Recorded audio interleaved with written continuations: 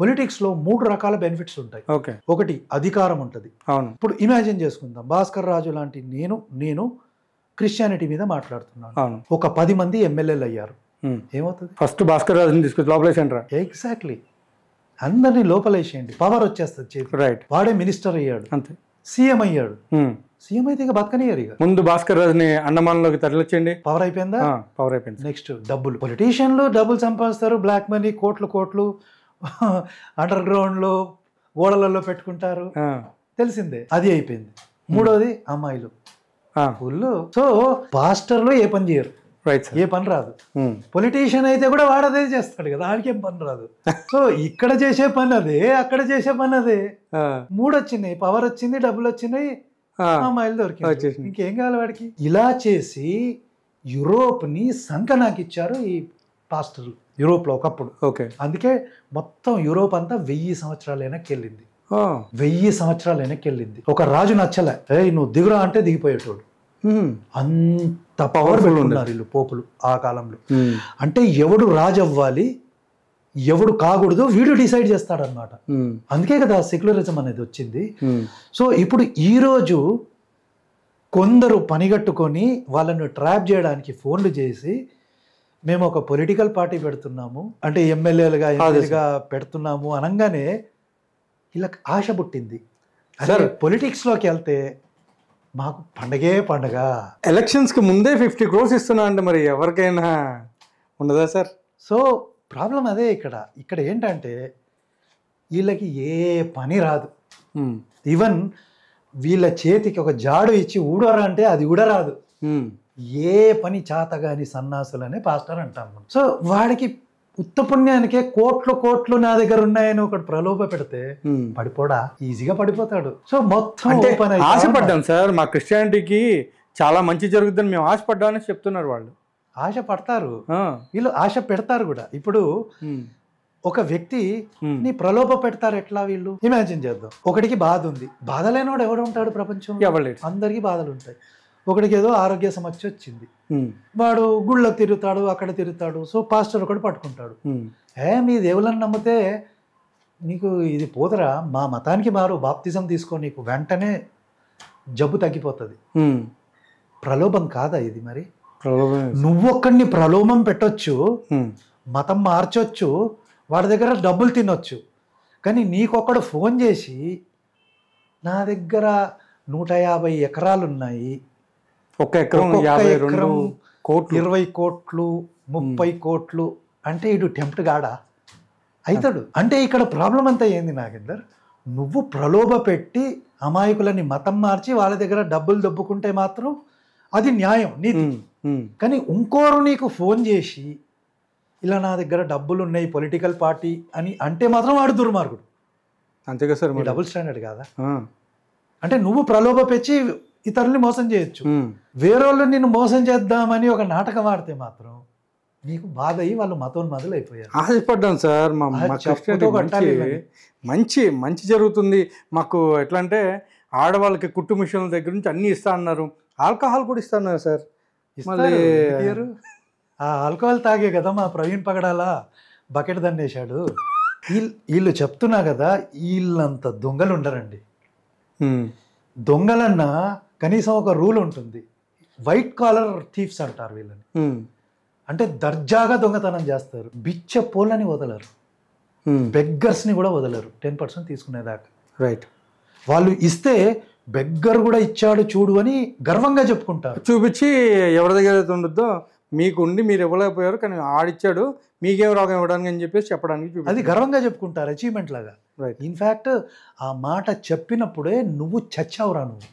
Right. Beggars దగ్గర కూడా నువ్వు అడుక్కున్నావంటే వాళ్ళన్నా కొంచెం నీతి న్యాయంగా బతుకుతున్నారు, అంతకన్నే త్రాష్టుడివి నువ్వు. సో పొలిటిక్స్లోకి ఎందుకు రావాలనుకున్నారో ఇది కారణం, పవర్ ఇవన్నీ వస్తాయి. ఎందుకంటే వాళ్ళకి ఎట్లా ఏ పని చేత కాదు. కానీ ప్రలోభ పెట్టి వాళ్ళని టెస్ట్ చేశారు చూడండి, వాళ్ళకి మాత్రం మనం దండం పెట్టాలి. అంతే. ఎక్స్పోజ్ చేశారు అవి మరి సూపర్గా. ఇవాళ సాయంత్రం పడుతుంది సార్ అదే వీడియో, అయితే వాళ్ళతో మాట్లాడాను నేను. సో ఈ విషయంలో ఆ ఎక్స్పోజ్ చేసింది ఎవరో కూడా నేను చెప్పేస్తాను, మా ఆశ్లేష గారు, అవును, మా యాక్టర్ రాజు గారు. వీళ్ళు ఎప్పటి నుంచో ఫోన్లు చేస్తున్నారు. ఆశ్చర్యం ఏంటంటే కోట్లు అనేసరికి వాళ్ళ వాయిస్ని గుర్తుపట్టలేదు ఈ ఎదవలు. అంతకుముందు మాట్లాడిన వాళ్ళే వీళ్ళు. అంతకుముందు కూడా యాక్టర్ రాజు, అశ్లేష గారు ఎంతో మందికి ఫోన్ చేశారు, గుర్తుపట్టలే వాయిస్. అంటే డబ్బులు కనపడేసరికి కళ్ళు బయలు కమ్మాయన్నమాట. ఓకే, వాయిస్ గుర్తుపట్ల, చెవులు కూడా మూతపడిపోయినాయి. అంటే డబ్బు అంటే ఎంత పిచ్చో, డబ్బు కోసం ఎన్ని ఎదవేషాలు వేస్తారో మనకు స్పష్టంగా తెలుస్తుంది ఇక్కడ. క్రైస్తవులకు సంబంధించినటువంటి పార్టీని అనౌన్స్ చేయబోతున్నారని సార్ మరి. ఓకే, డేవిడ్ గారు ఆయన ఫోన్ చేసి, నేను ఇట్లా తెలంగాణ ఆంధ్రాకి సంబంధించి నేను కొంతమందిని సెలెక్ట్ చేసుకోవాలనుకున్నాను, మీరు చెప్పండి, మీరు చెప్పిన వాళ్ళు నేను చేసుకుంటాను అనేసి అన్నప్పుడు ఈయన ఇటు పక్కన ఆయన అంటారు, అంటే ఇప్పుడు నేను మీకు ఒక విషయం చెప్పాలి, మమ్మల్ని బాగా నమ్ముతున్నారు ప్రజలు, క్రైస్తవ్యంలో చాలామంది బాగా నమ్మేది మా ఇద్దరినే అని చెప్పి తెలంగాణ వచ్చేసి అజయ్ బాబు గారికి ఇచ్చేసేయండి, ఆంధ్ర వచ్చేసి నాకు ఇచ్చేసేయండి, మా భుజాల మీద మీరు ఆ బరువుని మా భుజాల మీద పెట్టి మీరు కాళ్ళ మీద కాలేసుకుని కూర్చోండి. ఓకే, మేము ప్రతిదీ కూడా నా కష్టమైన నష్టమైన మేము భరిస్తాం, మీ జెండా తీసుకెళ్ళి అసెంబ్లీలో పాతేసే బాధ్యత మాది, పాతేస్తాం మేము జెండాని అనేసి మాట్లాడారు.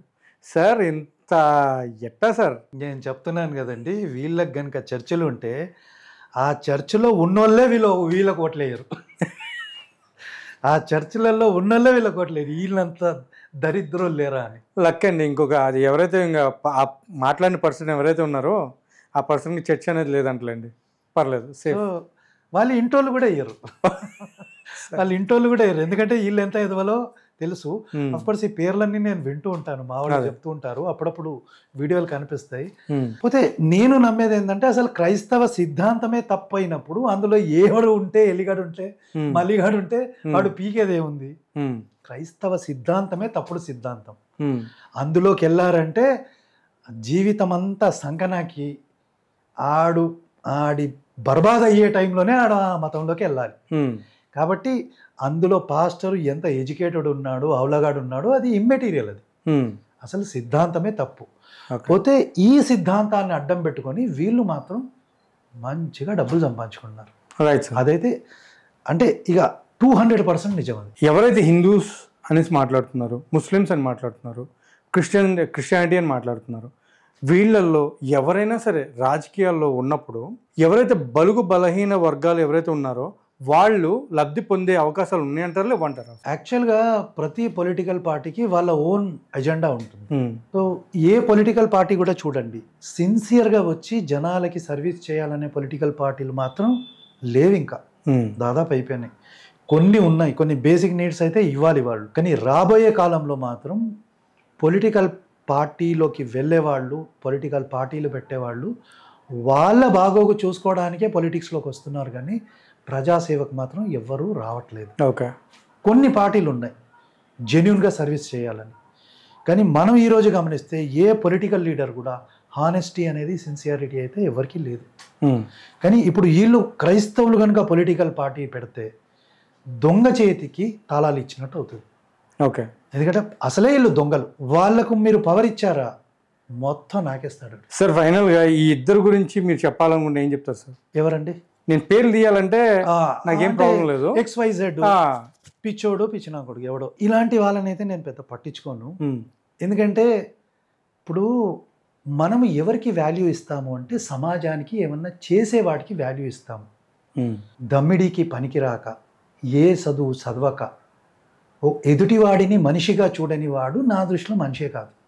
వాడు ఏ మతంలోనూ ఉండని, అంటే క్రిస్టియానిటీలో ఉన్నవాడే అని కాదు, ఈవెన్ సనాతన ధర్మంలో హిందువుగా పుట్టినవాడు కూడా తప్పుడు పని చేస్తే వాడి కోసం నేను ఇదే మాటలు మాట్లాడతాను.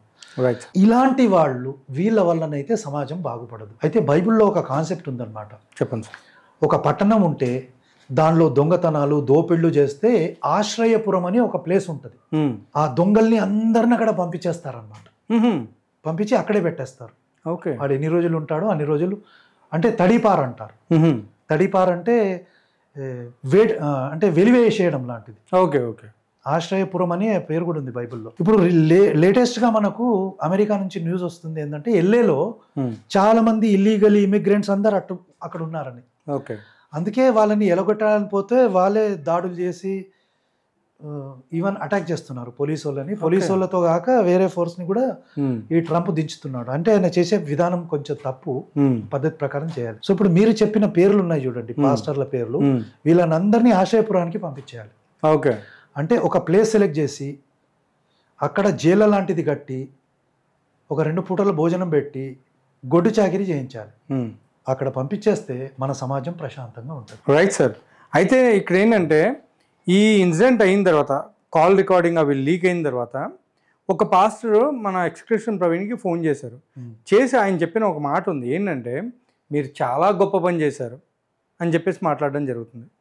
సో సార్ ఇక్కడ క్లియర్గా అట్లీస్ట్ ఆ విషయం కూడా వాళ్ళకి ఎందుకు అర్థం కావట్లేదు సార్? అరే మిమ్మల్ని మీ ఎట్లాంటి క్రైస్తవ్యంలో వాళ్ళే అసలు మిమ్మల్ని పట్టించుకోవడం మానేశారు, మీరు చేసే దుర్మార్గాలను వాళ్ళు ఆపలేక చాలా బాధలో ఉన్నారు, బాధపడుతున్నారు అనే విషయం వీళ్ళకి ఎందుకు అర్థం కావట్లేదు సార్? వీళ్ళ ఎజెండా టోటల్గా వేరుంటుంది. ఇప్పుడు క్రైస్తవంలోకి ఎవరెవరైతే వచ్చి పాస్టర్ లాగా ఈ వేషాలు వేశారో, చలామణి అవుతున్నారు, వీళ్ళ ఐడియానే డబ్బులు సంపాదన, పవర్ ఇది. అందుకే మనం చాలా మందిని చూస్తే ఈ లీడర్షిప్లు ఇలాంటివి చేస్తుంటారు. బట్ ఇది బైబిల్కి యాక్చువల్గా విరుద్ధం. రైట్. ఇప్పుడు యేసు చెప్పాడు కదా, యేసు చెప్పే మాట చాలా క్లియర్ ఉంటుంది. అంటే యేసు కూడా డబుల్ స్టాండర్డే ఉంటుందిలేండి. ఓసారి అట్లా అంటాడు, ఓసారి ఇట్లా అంటాడు. ఒకసారి ఏమంటాడంటే ఒక చెంప కొడితే రెండో చెంప చూపెట్టమని ఒక చోట అంటాడు, ఇంకో చోటనేమో అక్కడ ఆ మందిరం దగ్గర ఏదో అమ్ముకుంటుంటే నా తండ్రి దాన్ని వ్యాపారం చేసినరా అని కొర్ర తీసుకొని కొట్టబోతాడు. అంటే మందు ఎక్కువయ్యో తక్కువయ్యో అట్లా చేస్తాడేమో యేసు మరి. సో అలా డబుల్ స్టాండర్డ్ ఉంటుంది. బట్ యేసు చెప్పిన కొన్ని మాటల్ని చూస్తే ధనవంతుడు ఎప్పుడు కూడా పరలోకానికి వెళ్ళాడు. రైట్. అంటే అది దేంతో కంపేర్ చేస్తాడంటే సూది బెజ్జం అంటారు, అది చిన్నగా ఉంటుంది, దాంట్లోంచి ఒంటె దూరొచ్చు, కానీ ధనవంతుడు మాత్రం పరలోకానికి వెళ్ళాడు. ఓకే. మరి ఈ రోజు ఈ అమాయకమైన క్రైస్తవుల దగ్గర లక్షల లక్షల కోట్లు దండుకుంటున్నారు కదా, వీళ్ళందరూ పరలోకానికి వెళ్తారా? యేసు ప్రకారం యేసు ఇంకో మాట చెప్తాడు, నిన్ను ఎవరైనా హింసిస్తే నువ్వు సహించు, నిన్నెవరైనా హింసిస్తే నువ్వు సహించు, నువ్వు ఈడ ఎంత సహిస్తావో పరలోకంలో నీకు అంత దొరుకుతుంది. కానీ ఈ రోజు ఈ పాస్టర్లు అంతా ఏమంటున్నారు, నా కొడకల్లారా నరుకుతావరా నిన్ను, అదే ఊచకోత కోస్తావరా నిన్ను. అసలు యేసు ఫాలోవర్ అయినా వీడు కాదు. వీళ్ళ ఎజెండా చాలా క్లియర్ ఉందండి. అండ్ వీళ్ళే చెప్పుకుంటారు, మేము అంతకుముందు మనం చెప్పుకున్నాం కదా, అంతకుముందే చెప్పుకున్నాం కదా, మా అంత నీచుడు నీ కృష్ణుడు, అంతకుముందు నీచుడు నీ కృష్ణులే వస్తారు అందులోకి. ఎందుకంటే సిద్ధాంతమే అలాంటిది. ఏదో మాయమాటలు చెప్పి డబ్బులు సంపాదించుకోవడము, అమాయకంగా ఉండి లేకుంటే దీన పరిస్థితుల్లో ఉన్న అమ్మాయిలను ట్రాప్ చేసి వాళ్ళని వాడుకోవడము, ఇది చెయ్యడానికే వీళ్ళంతా మతం మారుతున్నారు. ఓకే. కానీ ఇది అమాయకమైన క్రైస్తవులకు అర్థం కావట్లేదు. ఇప్పుడు ఈ వీడియో కింద కూడా భాస్కర్ రాజు నోటికి వచ్చింది మాట్లాడారు. అరే నేను జరుగుతున్నది చెప్తున్నాను. కరెక్ట్. ఇదంతా యూరోప్లో జరిగింది, అమెరికాలో జరిగింది. అమెరికాలో కోట్ల మందిని చంపారు, ఆ నేటివ్ నాగరికతను మొత్తం నాశనం చేశారు. ఇప్పుడు మీరు ఇక్కడ మతం మారి హిందూ ధర్మాన్ని అటాక్ చేస్తున్నారు. అమెరికాలో 500 సంవత్సరాల క్రితం జరిగింది, యూరోప్లో 1500 సంవత్సరాల క్రితం ఏం జరిగిందో అదే ఇక్కడ చేస్తున్నారు మీరు. మీకు ఉండాలి బుద్ధి. ఇప్పుడు భారతదేశంలో జరుగుతుంది అంటారు, సేమ్ అదే జరుగుతుంది. ఇది గుర్తించాలి. మీరే మోసపోయారు, మీరు మాకేం చెప్తారా? ఇప్పుడు అమాయకమైన పాస్టర్లు, ఈ మోసం చేసే పాస్టర్లు ఎవరైతే ఉన్నారో ఆల్రెడీ ఈ అమాయకుల్ని దోచుకున్నారు. ఈ అమాయకులు ఏం చేస్తారు? భాస్కర్ రాజు ఇట్లా మాట్లాడు, అరే నేను మాట్లాడేది నీకోసం రా నాయన. రైట్. నువ్వు సర్వనాశనం కావద్దని నేను చెప్తుంటే నువ్వు భాస్కర్ రాజుకి ఏం తెలియదని నా మీద కామెంట్ పెడితే ఏం లాభం? రైట్. నేను చెప్పేది నీకోసం, నువ్వు మారితే మారు. ఈ మ్లేచ్ఛ మతం నుంచి, ఈ పాషాండ నీచ నికృష్ట మతం నుంచి నువ్వు ఎంత తొందరగా బయటపడితే నువ్వు అంత తొందరగా బాగుపడతావు.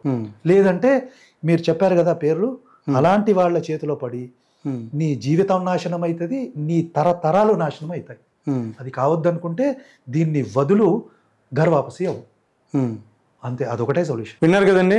సో భాస్కర్ రాజు గారు ఏం చెప్పినా సరే అమాయకపు క్రైస్తవ్యుల కోసం మాత్రమే, అంతే తప్ప బాధ పెట్టాలనేటువంటి ఉద్దేశంతో అయితే కాదు అని చెప్పి ఆయన క్లియర్ కట్గా ఇప్పుడు మన ఇంటర్వ్యూలో చెప్పడం జరిగింది. ఎవరైతే రాజకీయాల్లోకి రాజకీయ లబ్ధి కోసం చేస్తున్నారో వాళ్ళు కూడా కొన్ని టైమ్స్లో వాళ్ళ యొక్క ప్లాన్స్ని విరమించుకోవడం ఇంకా బెటర్ అనేది ఇంకా ఆయన ఉద్దేశం కూడా. So anyway sir, thank you so much for coming and giving this wonderful interview. Thank you Nagender. ఐరా ప్రేక్షకులకు కూడా ధన్యవాదాలు. Thank you sir.